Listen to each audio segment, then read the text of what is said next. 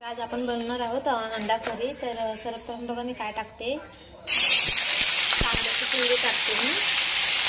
तेल खूप गरम झालेलं, मी गॅस बंद केलाय।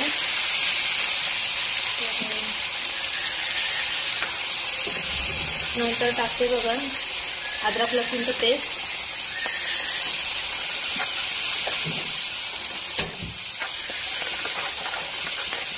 याला चांगलं आपण फ्राय होऊ देऊ। याचं चांगलं कांद्यामधलं पाणी आटेपर्यंत आपण याला फ्राय होऊ दे, जोपर्यंत याचं तेल सुटत नाही तोपर्यंत। तर बघा तेल सुटतंय आपल्या मसाल्याला। आता टाकते टोमॅटो प्युरी, एका टोमॅटोची प्युरी बनवली मी। आता टाकूया खोबऱ्याचं पेस्ट करून ठेवले मी। तर याला चांगलं फ्राय होऊ दे।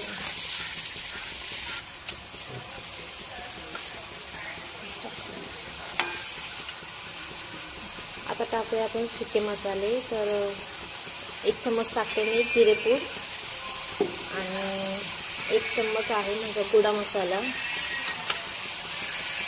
परत 1 चम्मच आहे घेतले मी लाल तिखट। याला परतून घेऊया। तर शेवटी टाकूया बघा 1 चम्मच मी धनेपूड घेतली,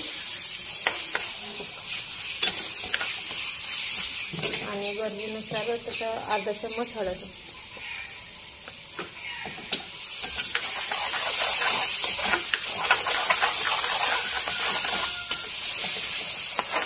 आपल्याला मसाला एकाच डायरेक्शनमध्ये फिरवायचा, जेणेकरून सर्व मसाला फ्राय झाला पाहिजे।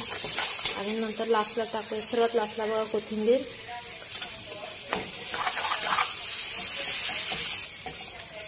शेवटी टाकूया आपण गरजेनुसार पाणी।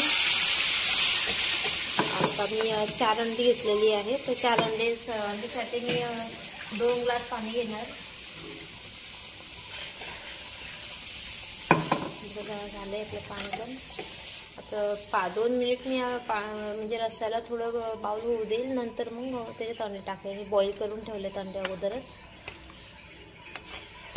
हे बघा आपली ग्रेव्ही तयार झाली।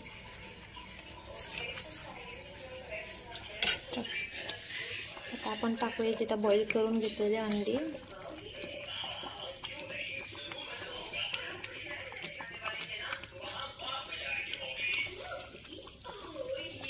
आणि चवीनुसार मीठ टाकते बघा तुम्ही।